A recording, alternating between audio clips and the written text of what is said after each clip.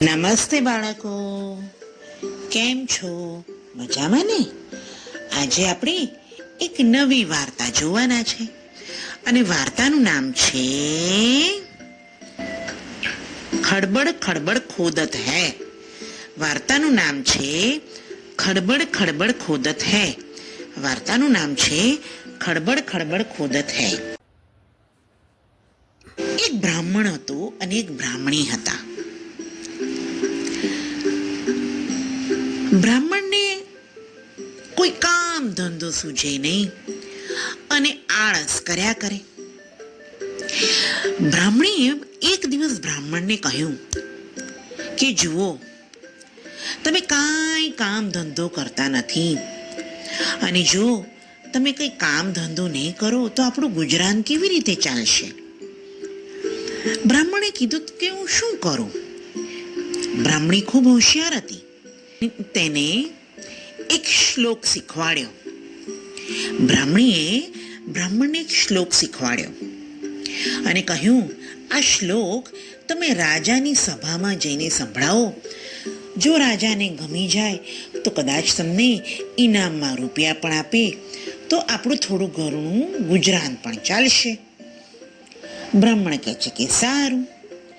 બ્રાહ્મણ તો ઘરેથી શ્લોકને યાદ કરતો કરતો નીકળ્યો.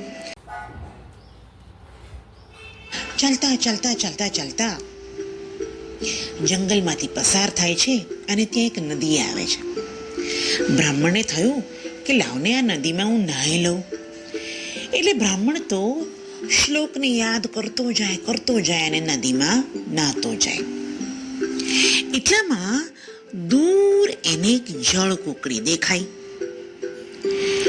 બ્રાહ્મણને થયું કે લાવને કોઈ બીજો શ્લોક બી તૈયાર કરી લઉં. એટલે એણે જળ કુકડીને જોયું તો જળ કુકડી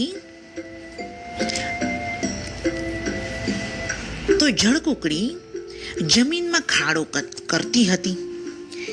એને એક લાઈન યાદ આવી ગઈ. એટલે બોલે છે, ખડબડ ખડબડ ખડબડ ખોદત હૈ. ખડબડ ખડબડ ખોદત હૈ. જળકુકડીને થયું આ કોઈકનો અવાજ લાગે છે. એટલે જળકુકડીએ ઊંચી ડોક કરી. બ્રાહ્મણ બીજું વાક્ય બોલ્યો, લાંબી ડોકે જોવત હૈ. જળકુકડીને થયું કોઈક લાગે છે. એ તો લપાઈને બેસી ગઈ. બ્રાહ્મણ તો ત્રીજું વાક્ય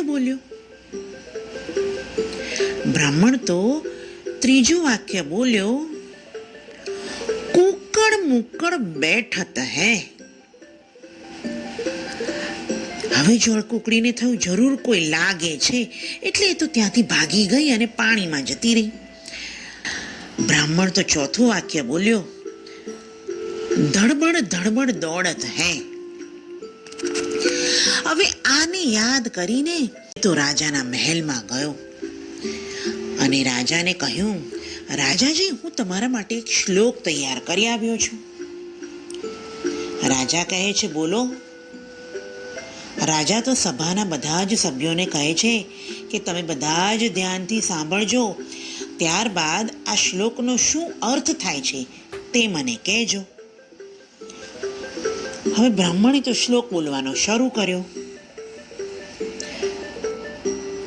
ખડબડ ખડબડ ખોદત હૈ. ખડબડ ખડબડ ખોદત હૈ. ખડબડ ખડબડ ખોદત હૈ. ખડબડ ખડબડ ખોદત હૈ. લાંબી ડોકે જોવત હૈ. લાંબી ડોકે જોવત હૈ. મુક્કડ મુક્કડ બેઠત હૈ. મુક્કડ મુક્કડ બેઠત હૈ. ધડબડ ધડબડ દોડત હૈ. ધડબડ ધડબડ દોડત હૈ. રાજા તો શ્લોક સાંભળીને વિચારમાં પડી ગયા.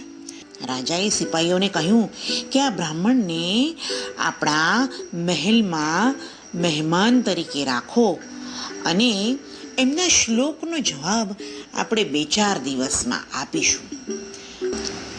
આટલું કહીને રાજા તો ચાલ્યા જાય છે. આટલું કહીને રાજા તો એમના કક્ષમાં ચાલ્યા જાય છે અને દિવાલ ઉપર આ શ્લોક લખી દે છે અને સૂઈ જાય છે. અડધી રાત થાય છે અને રાજાની ઊંઘ ઉડી જાય છે કે આ શ્લોકનો અર્થ શું? અડધી રાત થાય છે અને રાજાની ઊંઘ ઉડી જાય છે અને થાય છે કે આ શ્લોકનો અર્થ શું? રાજાના મહેલમાં 2 ચોર ઘૂસી આવે છે. હવે 2 ચોર તો રાજાના શયન કક્ષની પાછળ ખોદતા હતા. એ જ સમયે રાજાએ પહેલી લીટી વાંચી, ખડબડ ખડબડ ખોદત હૈ. રાજાએ તો પહેલી લીટી વાંચી, ખડબડ ખડબડ ખોદત હૈ. ચોરોને થયું, રાજાને કેવી રીતે ખબર કે આપણે ખાડો ખોદી રહ્યા છે? એટલે ચોરોએ તો બારીમાંથી ડોકિયું કર્યું. એટલે એ જ સમયે રાજાએ બીજી લીટી વાંચી, લાંબી ડોકે જોવત હૈ. ચોરોને થયું, અરે જરૂર રાજાની નજર આપણા પર લાગે છે. એટલે તો બંને જણ કૂકડું વાળીને બેસી ગયા નીચે, બારીની નીચે. રાજાએ ત્રીજું વાક્ય વાંચ્યું, કુકડ મુકડ બેઠત હૈ.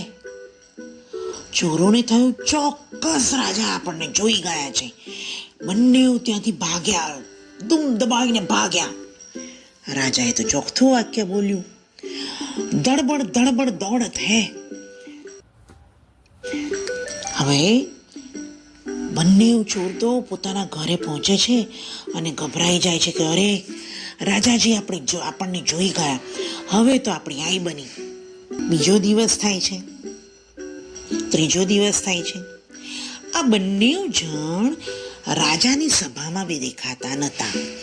એટલે રાજાને થયું કે રાજાની સભામાં 2 વ્યક્તિ દેખાતા હતા, તે હવે નથી દેખાતા.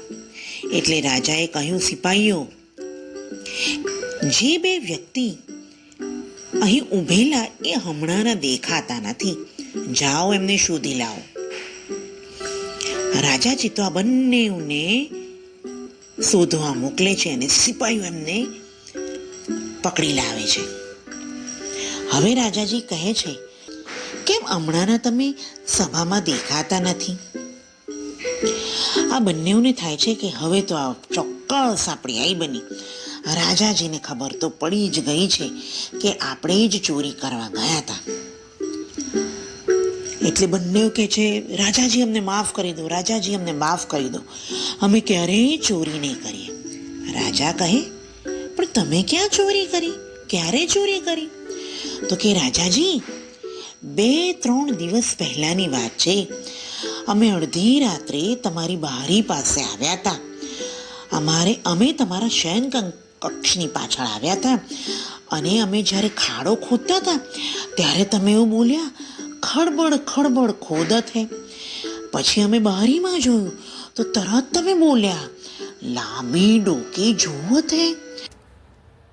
અમે કૂકડું વાળીને બેસી ગયા તો તમે બોલ્યા કે કુકડ મુકડ બેઠત હે. અને અમે ભાગ્યા ત્યારે તમે બોલ્યા, ધડમડ ધડમડ દોડત હે. એટલે અમે ગભરાઈ ગયા.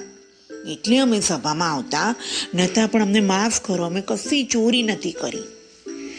રાજાજીને મનમાં થાય, અરે આ બ્રાહ્મણના શ્લોકમાં તો ખરેખર ખૂબ પાવર છે, ખૂબ જ શક્તિશાળી શ્લોક છે.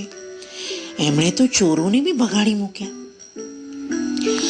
રાજાજી તો એ બ્રાહ્મણને બોલાવે છે અને એમને ઇનામ આપે છે. અને આ બંને ચોરને કહે છે, જુઓ, ભલે તમે આવું કર્યું, આ વખતે જવા દઉં છું, ફરી ક્યાંય પણ ચોરી કરવા જતા નહીં. મહેનતથી ખાજો, પણ કોઈનું ચોરી કરીને